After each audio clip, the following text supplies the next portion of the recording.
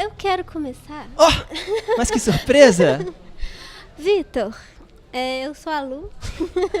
Oi, Luciana. É Lu? Luciana? Luísa? É Luciana. Lucas? Ah, Luciana. Luciana tá. mesmo. Como é que foi pra você? Como é que foi que chegou o convite pra fazer Turma da Mônica Laços?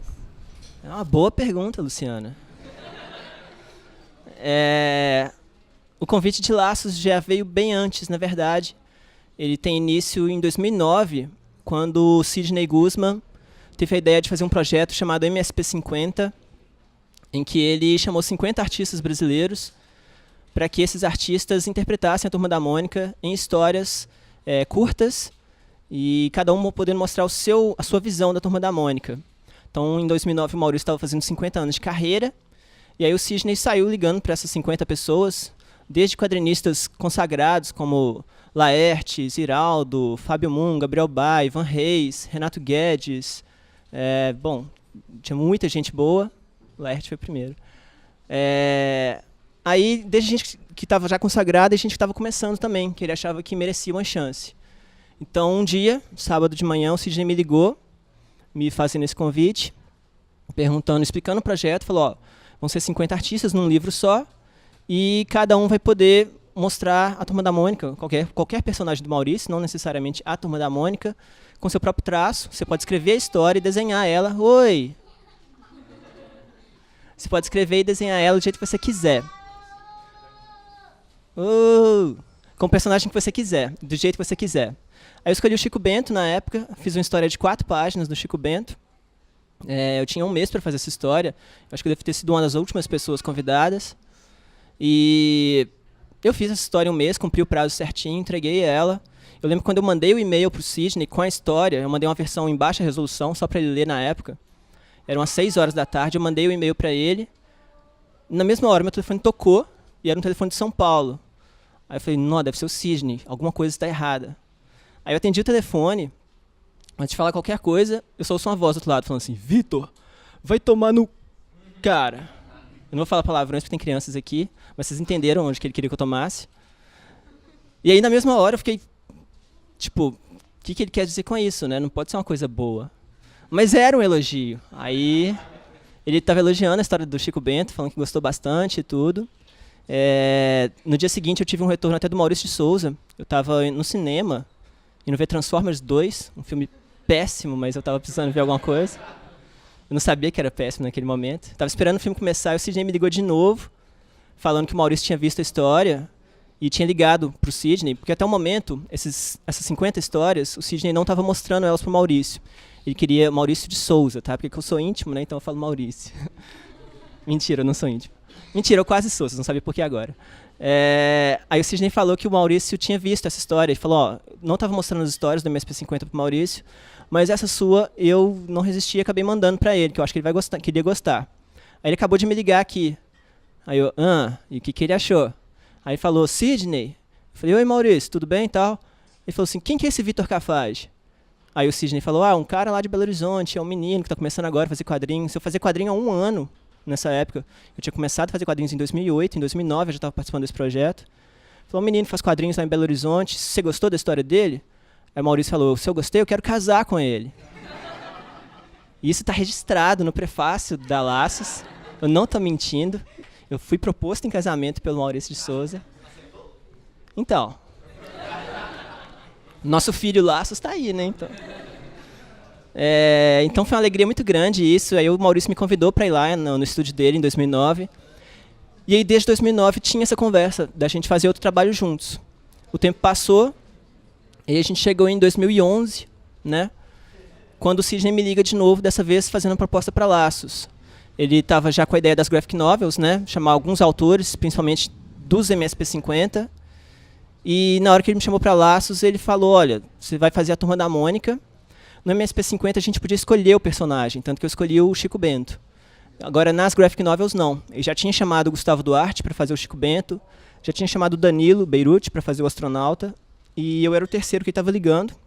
Ele falou, Vitor, você vai fazer só a Turma da Mônica, né? Só isso, assim, tranquilo, sem pressão e tal. O Maurício falou para tomar cuidado com os filhos dele e tal, mas manda ver, você pode fazer a história que você quiser.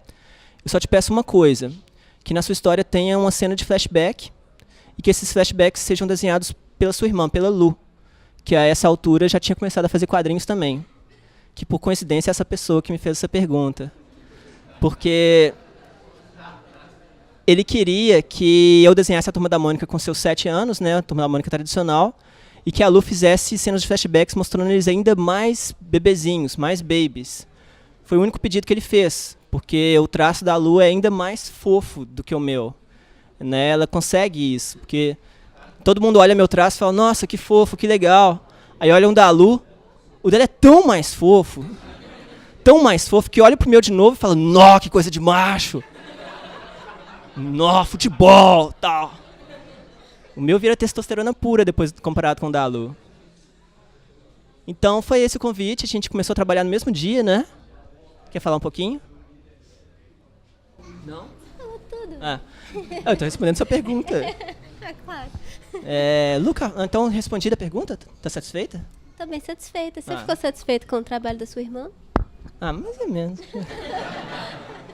A gente estava até sem saber se ia dar muito certo, porque a gente tem rotinas de trabalho muito diferentes.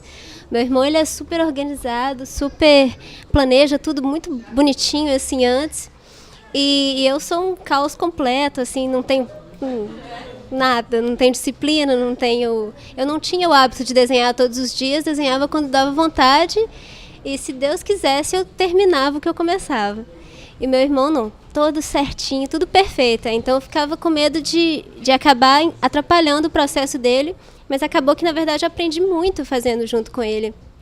Porque aí agora eu tenho esse hábito, essa disciplina de desenhar todo dia, cumprir os prazos, terminar o que eu começo. E a gente, tomara que a gente tenha mais oportunidades, né, de fazer mais coisas junto. Bom, eu já tenho um quadrinho lançado, é a Mixtape, e eu vou fazer o 2º volume dela. Pra quem não conhece, Mixtape é uma caixinha... Eu tô falando baixo demais? Tá bom? Que milagre. É uma caixinha assim do tamanho de uma fita cassete. Aí nela tem 4 mini gibis. E são todas historinhas relacionadas à música. São histórias de 4 mulheres que vivem juntas e todas elas têm um cotidiano muito cercado de música, assim. Então cada historinha ela é para despertar uma sensação assim específica da minha relação com música mesmo. Quando a gente começou a fazer Laços, que a gente pensou o que a gente queria fazer na história, a gente queria uma história que, como é uma graphic novel, ela tinha que funcionar para vários públicos de várias idades diferentes. Não é a revistinha mensal da Turma da Mônica, que é direcionada para um público infantil. Mas, ao mesmo tempo, a gente queria conversar com a infância de todo mundo. Então, eu queria conversar com a infância de quem está vivendo a infância hoje, com crianças de 10 anos, 9, 8, com quem teve a infância há 15 anos atrás, há 20 anos atrás. Aí a gente queria que a história conversasse com a infância de várias pessoas. Então, eu queria que conversasse com a infância de quem viveu a infância há 20 anos atrás também, há 30 anos atrás, né? Eu tenho 35 anos hoje. Eu tenho 45. A Lu é 10 anos de diferença. A Lu tem 25, eu tenho 35, de verdade. Então a gente queria muito conversar com a infância das pessoas. E a minha infância foi nos anos 80. Então a gente jogou muita referência de filmes dos anos 80. E isso veio surgindo naturalmente, assim, com brincadeira mesmo. Todo quadrinho que eu faço, se olhar, tem muita referência. Meus alunos, outro dia, estavam brincando que eu não assino meus trabalhos. Se olhar, nunca tenho assinatura em meu desenho, nem nada. Mas, se for olhar, minha assinatura é ter um boneco do Lion e um boneco do He-Man. Em todas as histórias que eu faço, tem. No Pony Parker já tinha, no Dotone tem, em Laços tem. Toda história, em algum momento, no Futuros Heróis, que vai vir agora, tem também. Em algum momento, alguém vai entrar num quarto e vai encontrar um boneco do Lion, dos Thundercats e do He-Man. Isso é garantido. Então, a gente queria muito isso e queria brincar também com a história da Turma da Mônica, né?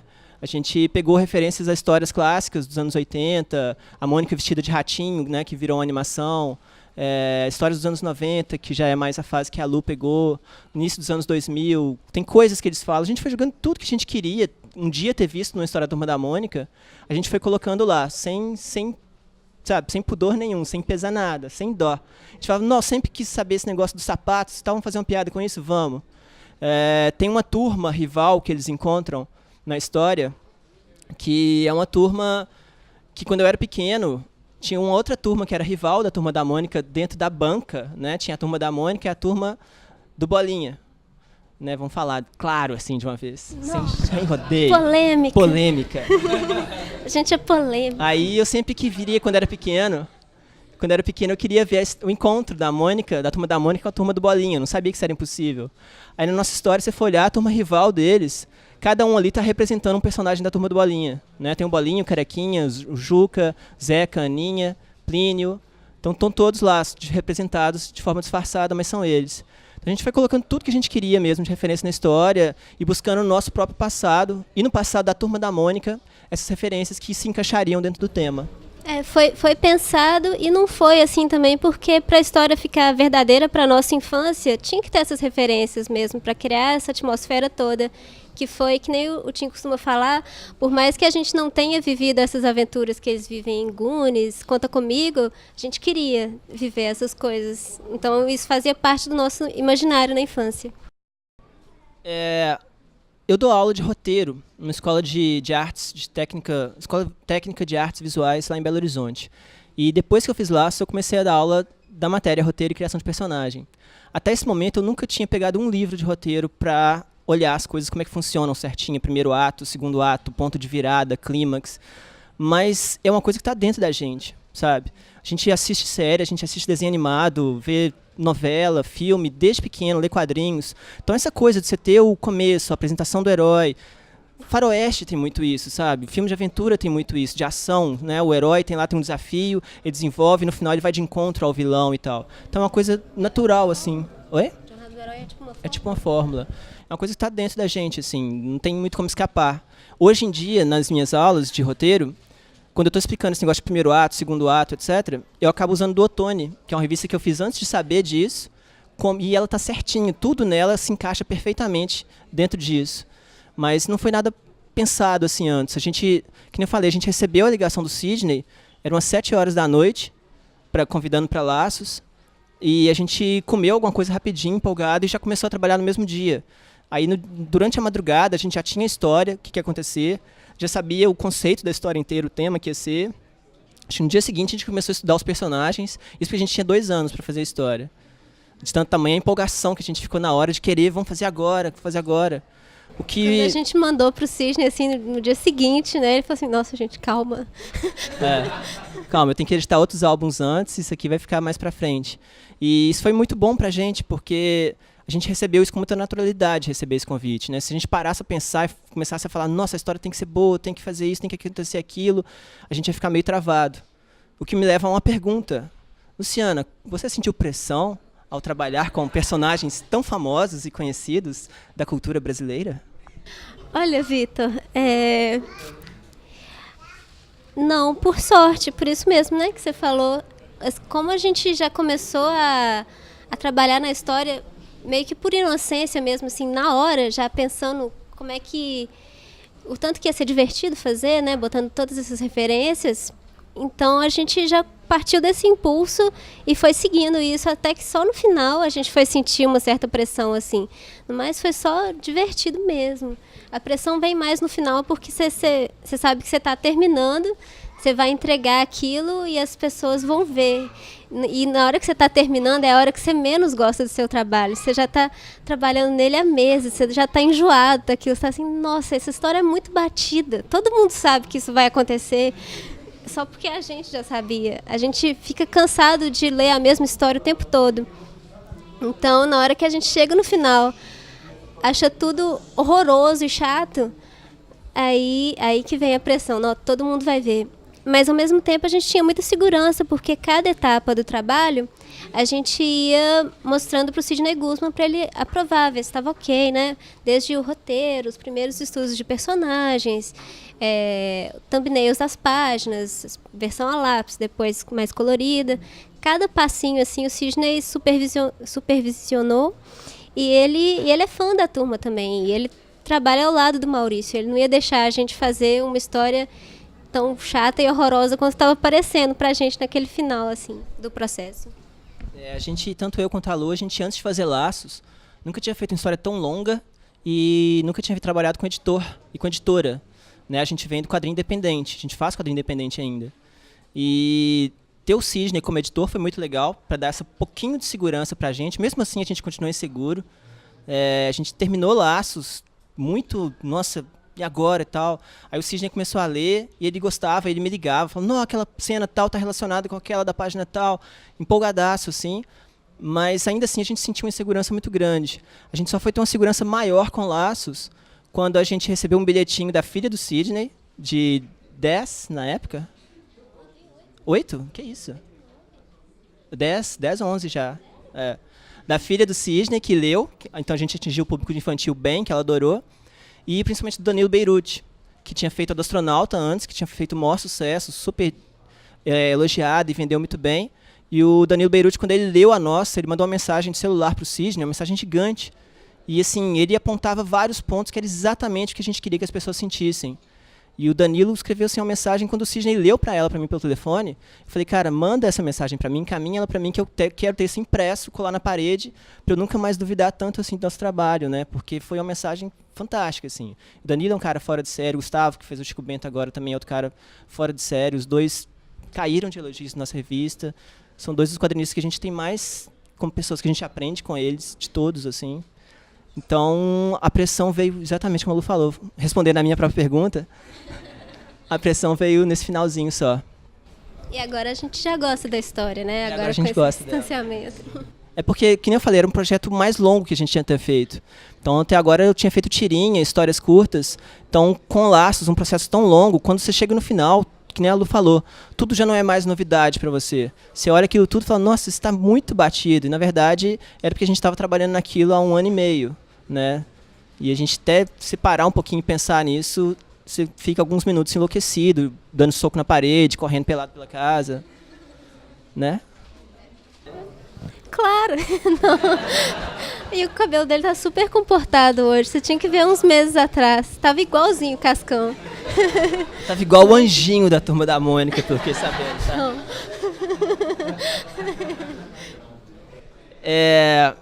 O tema de cachorro nas minhas histórias nunca é assim, vou fazer uma história de um menino com cachorro. Ou de um menino que é um cachorro.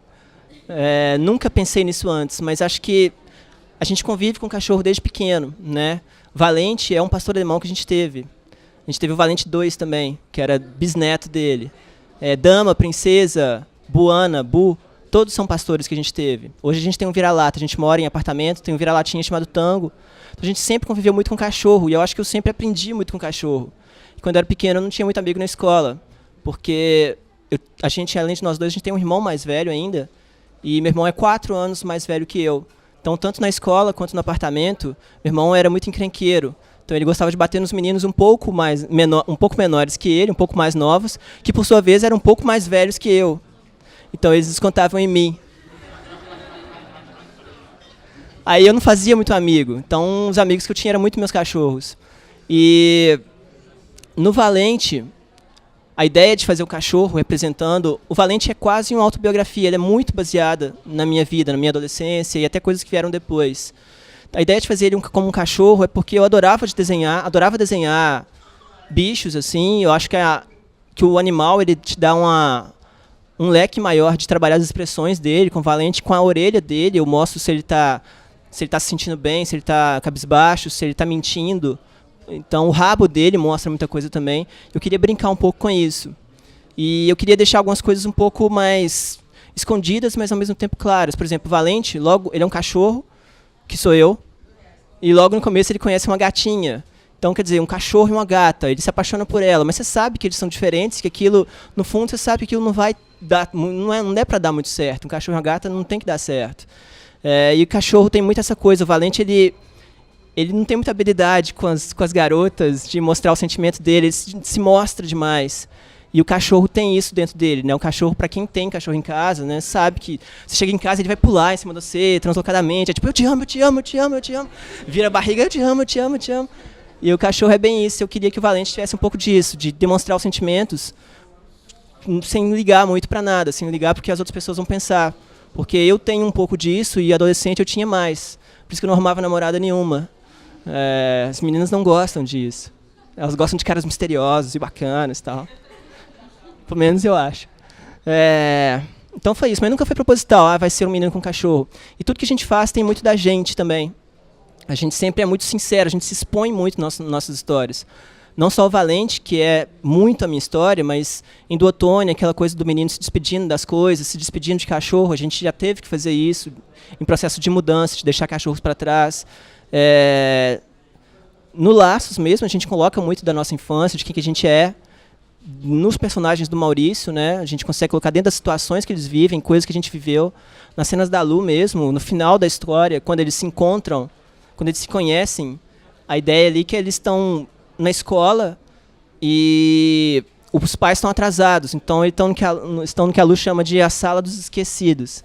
Que quando a gente era pequeno, nossos pais sempre chegavam tarde para buscar a gente. Então ia indo embora todo menino da nossa sala, todos os colegas que a gente conhecia iam embora. Aí chegava um momento que a professora ia embora, ia todo mundo embora, e levava todo mundo que sobrou, os 7 ou 8 meninos, cada um de uma série diferente, para um quartinho, uma salinha, e a gente ficava lá esperando até de noite os pais chegarem. Então tudo que a gente coloca tem muito da gente. Nossa, espetacular. A gente fez altos amigos, tipo a Turma da Mônica lá, eternos. Então tudo tem muito da gente, e o cachorro faz parte disso, entra no pacote. A gente desenha hoje porque a gente não tinha muito amigo na infância. Né? Na verdade é bem essa, assim, eu costumo falar que todo mundo quando é criança desenha. Independente se desenha bem ou mal, você gosta de desenhar, a criança gosta de desenhar. Então você vai desenhando, desenhando, até a hora que você começa a fazer os amiguinhos, e fazer muitos amigos, e sair com eles, e jogar videogame, e você vai fazer judô, e você vai fazer natação, e você vai fazer futebol, e aí você vai parando de desenhar. Na adolescente você vai fazer namoradas, vai fazer outras namoradas, e aí com isso você vai parando de desenhar. A gente não tinha, assim, outras atividades, a gente gostava de desenhar e continuou gostando por muito tempo. As namoradas vieram depois, os namorados. Então, eu sempre gostei muito de desenhar e de ler quadrinho, era a minha coisa, ler quadrinho era meu, assim. Era a coisa que eu fazia e que eu sentia como, aqui eu estou na minha área, aqui eu sei o que eu estou fazendo. Era uma chance de escapar dos colegas e tudo, aquela vida chata de escola. E em casa eu gostava de desenhar e ler quadrinhos, e ver desenho animado também, e ver Hora do Capeta, do Sérgio Malandro. E minha infância era muito isso. Ir para a escola era um martírio. Eu adorava ir para o sítio também. Eu me sentia muito bem no sítio, eu não me sentia muito bem na cidade, com outras pessoas ao redor de mim. Eu gostava de ir para o sítio e ficar brincando com os cachorros o dia inteiro, até ficar todo sujo de terra. E se a gente dormisse no sítio, meu pai ainda deixava não tomar banho. Eu tenho mais que um cascão do que eu pensava, mais a ver, assim. Aí era muito isso. Então eu lembro que quando era pequeno, eu ia dormir, e eu sempre perguntava para meu pai, faltam quantos dias para o final de semana? Aí era segunda-feira e falava, faltam 5 dias ainda. Então eu odiava ficar na cidade, eu odiava ficar na escola, não gostava de descer para brincar com os meninos do prédio, até porque eu apanhava. Então ir para o sítio era muito a gente, assim. E a Lu pegou muito isso, né? Acho que o sítio foi esse lugar mágico que você falou, que a gente viveu, porque nos outros dias da semana, minha infância foi bem parecida com a sua também. Ficava só em casa, até mais presa em casa por ser a caçulinha menina. Não fazia nada, não ia nem para excursão de colégio e tal. Então acho que a minha infância eu passei muito no sítio ou então dentro da minha cabeça mesmo, desenhando, escrevendo. Por isso que eu sou essa pessoa tão saudável socialmente, como vocês podem ver. E aí, além de fazer isso também, eu tinha amigos na escola, mas eram pouquíssimos amigos que viviam essas coisas parecidas comigo. Então meus amigos hoje em dia, os nerds. Meus amigos, naquela época não era legal ser nerd. Era terrível, nossa, eu com 12 anos, ninguém na minha sala podia saber que eu lia quadrinhos. Sabe, era uma coisa de trocar um quadrinho escondido com esse outro amigo meu, ninguém podia saber, senão a gente apanhava em dobro, sabe? Era mó mocada, assim. Então, foi legal porque os poucos amigos que eu fiz nessa época são meus amigos até hoje, assim. Então, a gente, por viver essas vidas parecidas, por não ser totalmente sociável, de falar com todo mundo numa boa e tal, os poucos que a gente tinha, a gente valorizava muito. Então, meus amigos de 12, 13 anos são meus amigos até hoje. São o meu grupo mais fechado de amigos. São aqueles caras que jogam RPG com o Valente. São todos baseados nos meus amigos. O meu melhor amigo de criança mesmo, ele inspira não só aquele macaquinho, que é o Esopo, do Valente, mas também ele é muito cascão no Laços. E então, que nem eu falei, nosso trabalho é muito a gente. Mesmo a gente não tendo vivido essa, que nem a Lu falou, essa vida da Turma da Mônica de aventuras, de pegar a bicicleta, ir para mato e tal, a gente vivia coisas parecidas e transformava com a nossa imaginação essas aventuras. Então meu pai ele colecionava orquídeas há mais tempo. E ele gostava de ir no mato, subir nas matas lá para pegar as orquídeas. Isso para mim era uma baita de uma aventura, sabe? Ir pro mato com meu pai levando um facão, eu botava um chapeuzinho de Indiana Jones, então uma faixa de Rambo. E aquilo para mim era super aventura, era o que a Turma da Mônica tá vivendo aí, sabe? E na minha cabeça era isso. Tinha cobras, ia andar na água e tal, era o máximo, assim. Então até hoje eu acho isso mó legal, assim. Agora a gente está começando a sentir um pouco mais o que é um profissional de quadrinhos, né? Que a gente tem um relacionamento mais próximo das pessoas que estão lendo e recebendo convites para outros projetos e tal. Mas acho que no fundo a gente ainda se sente... a gente não se sente muito profissional, não. Ainda mais eu não tenho muito volume de trabalho ainda, né? Eu tenho mixtape e tenho laços. Pulei da mixtape para laços de repente, assim, foi muita sorte. E aí... E tudo fazendo porque gosto muito mesmo. Que nem a Lu falou, a gente não... Sei lá, a gente tá brincando ainda. A gente não tem a menor ideia do que a gente tá fazendo. A verdade é essa. Isso é muito bom, na verdade, porque a gente não fica preocupado, planejando demais a coisa, principalmente na hora de fazer uma história. Hoje eu tenho uma visão já, até muito com as conversas que eu tenho com o Danilo Beirute, do que é o mercado de quadrinhos, o que a gente tem que fazer, onde que eu quero chegar, o que eu tenho que fazer para chegar lá. Mas isso é uma visão global. Na hora de fazer a história mesmo, é brincar e se divertir. Né? Fazer a Turma da Mônica foi chamar esses amigos de infância que a gente tinha para brincar de novo com eles. E essa coisa de ser profissional aconteceu comigo. Eu comecei a fazer quadrinhos, na verdade, em 2008, que nem eu falei. Não tem tanto tempo assim. E eu comecei fazendo uma tirinha que eu colocava no meu Orkut. Que o Orkut era muito legal, as pessoas viam Orkut naquela época. Hoje as pessoas têm vergonha, mas eu tenho orgulho, meu ainda existe lá, meu Orkut. Porque eu comecei fazendo uma tirinha que era o Pony Parker, que era uma versão criança do Homem-Aranha, e eu fiz essa tirinha só para brincar mesmo, só para começar a fazer quadrinhos de algum jeito. Eu gostava de desenhar, mas eu não sabia fazer quadrinhos, não sabia contar uma história com meus desenhos. Então chegou um dia que eu falei, cara, eu tenho que fazer isso de algum jeito. Como é que eu começo? Já sei, vou colocar no meu Orkut. Aí toda semana eu colocava... Você odeia muito o Orkut, né? Toda hora que eu falo Orkut, ela... uma vomitada, assim. Aí eu comecei a colocar essa tirinha lá para me condicionar a desenhar sempre. Aí isso foi em 2008. Em 2009, ainda em 2008, eu criei o blog do Pony Parker, que tem até hoje. Em 2009, eu já estava sendo convidado para fazer o MSP 50 e a Pequenos Heróis. Em 2010, o Globo me convidou para fazer uma tirinha para eles, jornal O Globo, por causa desse Pony Parker, por causa dessa tirinha que eu colava no Orkut. Então tudo veio meio que por acaso, tudo começou com uma brincadeira, e aí de repente eu estava ganhando algum dinheirinho todo mês com isso, né? Mas a gente ainda se sente muito brincando, a gente tem muita liberdade, até hoje a gente teve liberdade total em todos os nossos projetos.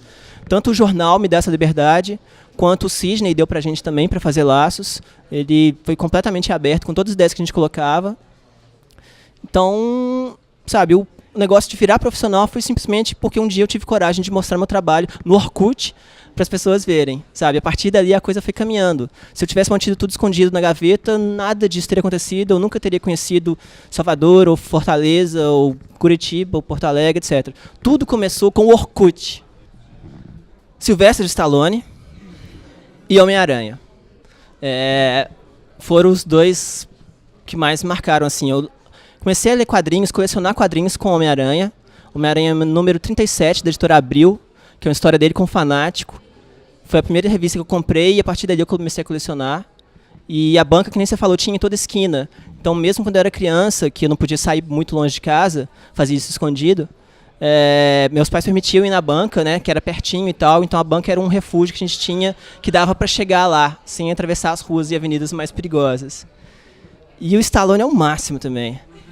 O Rambo 2 eu assisti mais de 60 vezes. Eu vi De Volta para o Futuro mais de 40 vezes. Rock, a série, eu já vi também milhões de vezes. Então, dentro de filme, a gente adorava os filmes do John Hughes, né? A gente gostava de Curtindo a Vida Doidado, O Clube dos Cinco, A Garota de Rosa Shocking, Sem Licença para Dirigir, Namorada de Aluguel, Conta Comigo. Essas comédias adolescentes dessa época a gente adorava.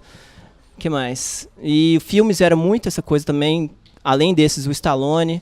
Seriado, a gente assistia Sessão Aventura, Profissão Perigo, Super Vic, Primo Cruzado. Ninguém sabe de que eu tô falando, né? Mas, ele sabe, que ele tá rindo. Era isso, ver desenho, ver o Sérgio Malandro, ver He-Man, ver Thundercats, Fofão, a gente via o Fofão. Eu curti o Fofão, eu tinha uma máscara do Fofão. A gente lia a revistinha do Alegria. A gente lia a revistinha do Palhacinho Alegria também. Lia muito quadrinho, todos os quadrinhos a gente lia. Meu irmão sempre comprou muito quadrinho também, então ele apresentou muito essa coisa pra gente. Minha infância era isso, cara, você vê que ela era bem legal, sabe? Do videocassete apareceu Indiana Jones também, a gente viu muitas vezes Indiana Jones. Quando o videocassete apareceu, era em 88, a gente pedia pro meu pai alugar todo final de semana De Volta para o Futuro e Rambo 2. Era todo final de semana. Chegava algum filme novo, vinha um filme novo, De Volta para o Futuro e Rambo 2. A gente sabia de cor e salteado, eu e meu irmão, assim, antes da Lu nascer. A Lu nasceu em 88, então ela era pequenininha, assim, nessa época. Então foi isso, nossa infância foi essa. Esses filmes, esse tipo de cultura. Tem Coleção Vagalume. Tem muito dos livros do Pedro Bandeira também. Os Caras, vocês lembram? A Droga da Obediência, A Droga do Amor e tal. Tinha um pouco disso. A Lu chegou a trabalhar, ilustrar um livro do Pedro Bandeira há pouco tempo também. Ele elogiou muito o desenho que ela fez.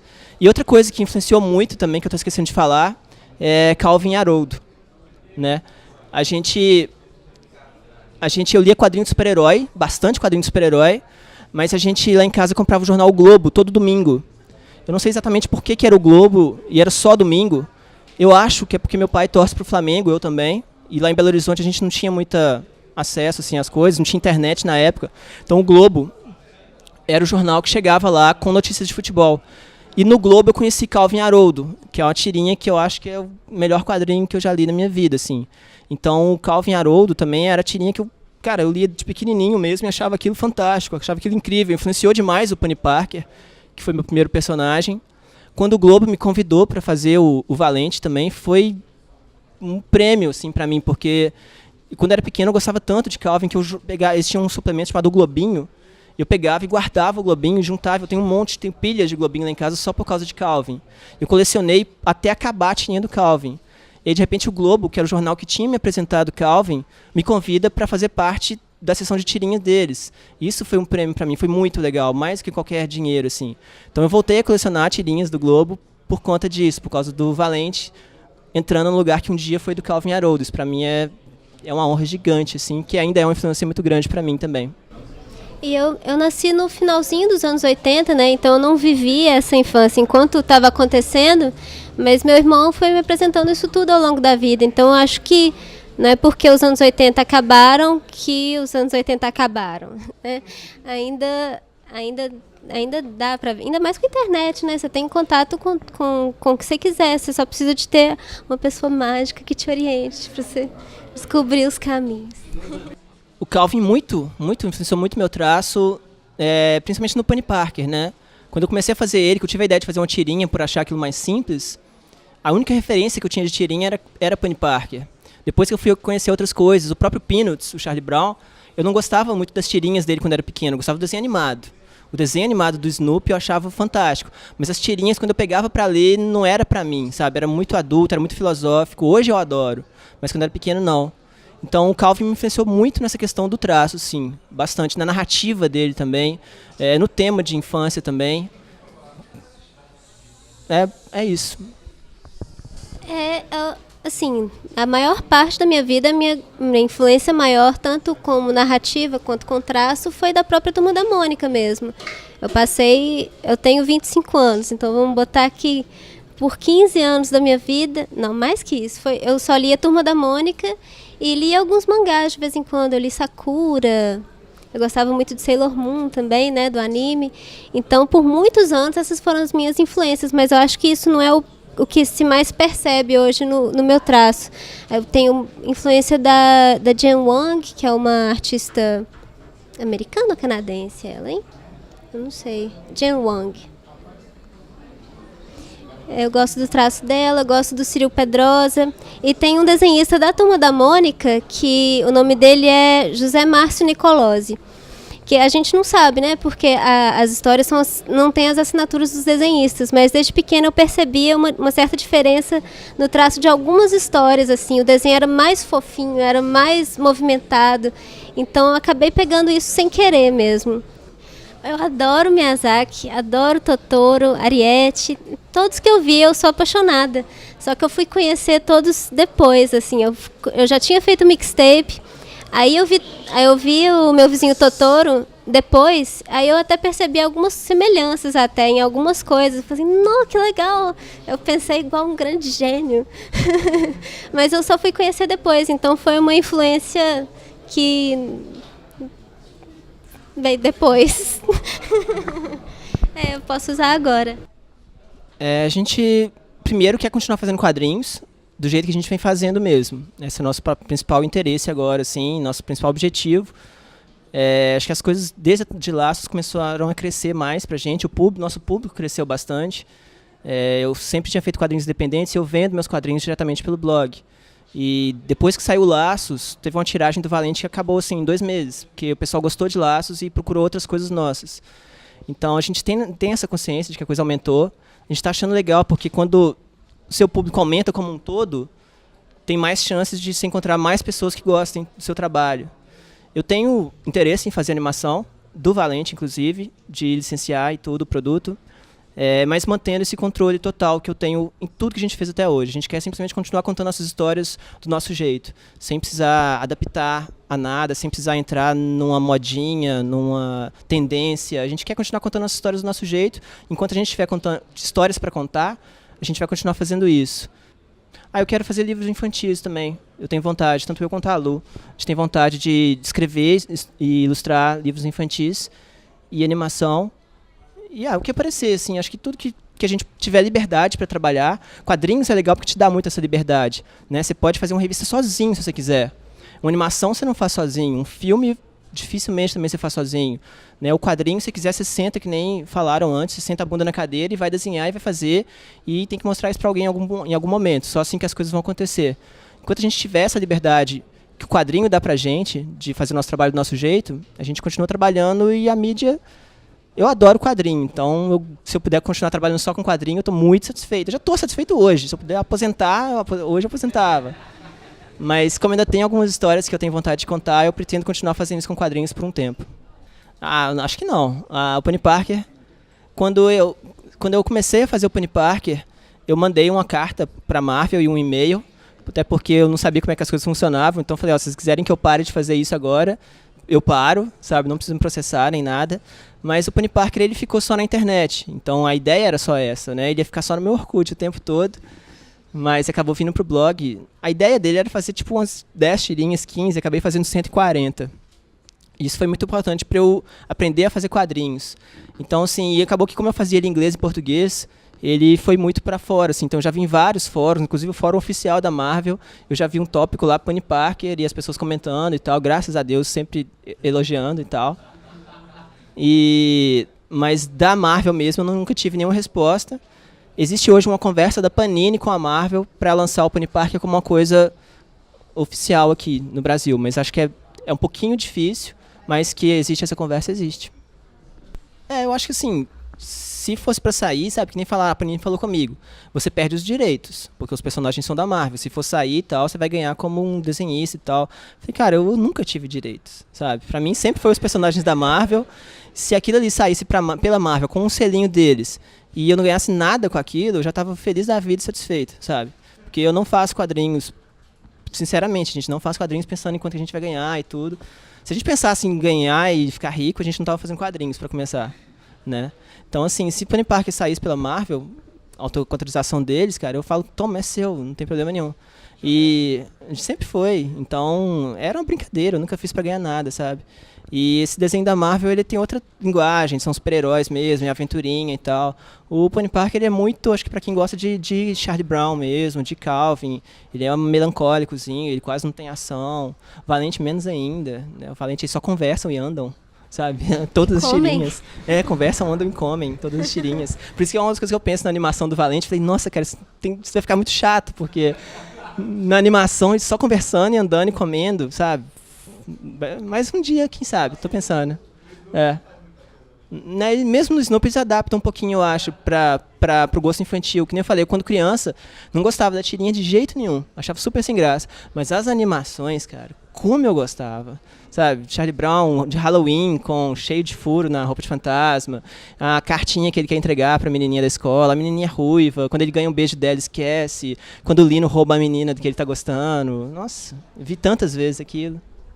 A ideia, né, do selo Graphic MSP é que cada artista sempre trabalhe com um personagem diferente, né?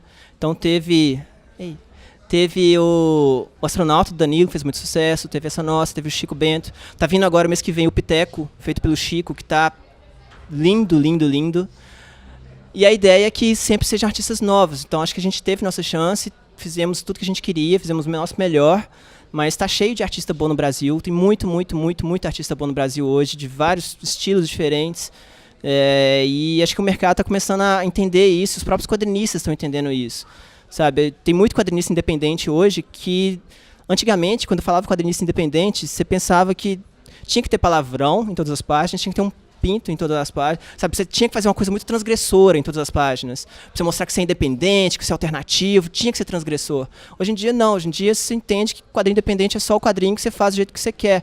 Você não precisa colocar coisas agressivas, ter um desenho tosco e feio para chocar a sociedade. Então tem muito quadrinista fazendo um quadrinho hoje que seria comercial, que é comercial de forma independente. Então cada vez mais está tendo gente boa no Brasil desenhando, né? A gente adoraria fazer uma segunda e até uma terceira. Mais que isso, acho que complica, mas a gente adoraria. Nossa, era a Turma da Mônica no meu caso. Eu queria fazer Homem-Aranha, lógico. Né? O dia que eu fizer Homem-Aranha, eu aposento no dia seguinte.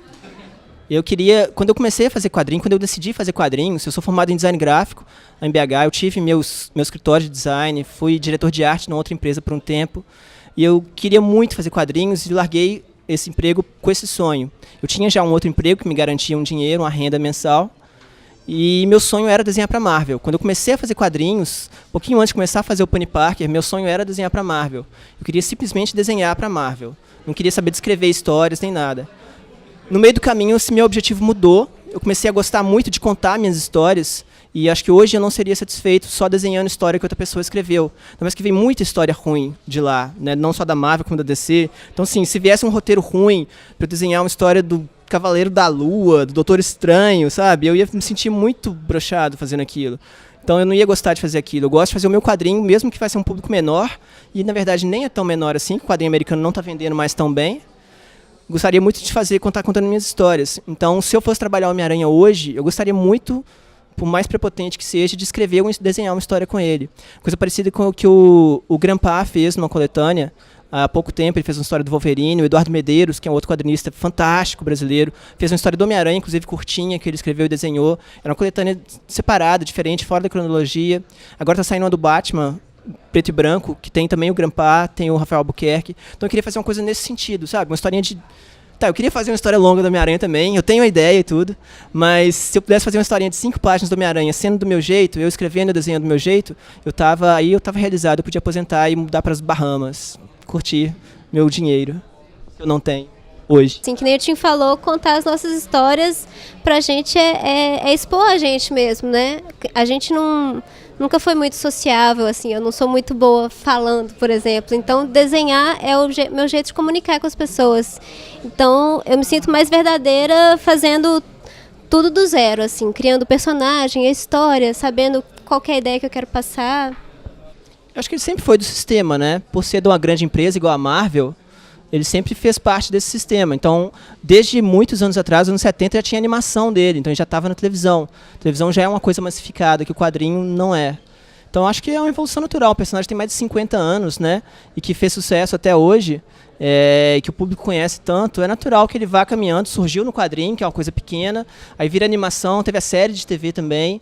Aí agora, há pouco tempo, foi para o cinema. Acabou a trilogia, começou a outra. Eu acho que um personagem de sucesso, esse é o caminho mesmo. E eu desenharia qualquer coisa com Homem-Aranha, sabe? Eu gosto muito do uniforme negro, achei ele lindo. E adoro o vermelho e azul também. E eu queria mais desenhar o Peter Parker, na verdade. Eu gosto hoje mais do Peter Parker do que do Homem-Aranha. Dos coadjuvantes dele, Mary Jane, Gwen Stacy, JJ Jameson, Tia May, era isso que eu queria fazer. Mas se eu tivesse desenhado uma história do Homem-Aranha sem o Homem-Aranha, eu já estava feliz. Só de ter o Peter Parker e os coadjuvantes. Encerramos. Alguém quer fazer uma última pergunta ou encerramos? Encerramos. Obrigado, gente. Obrigada.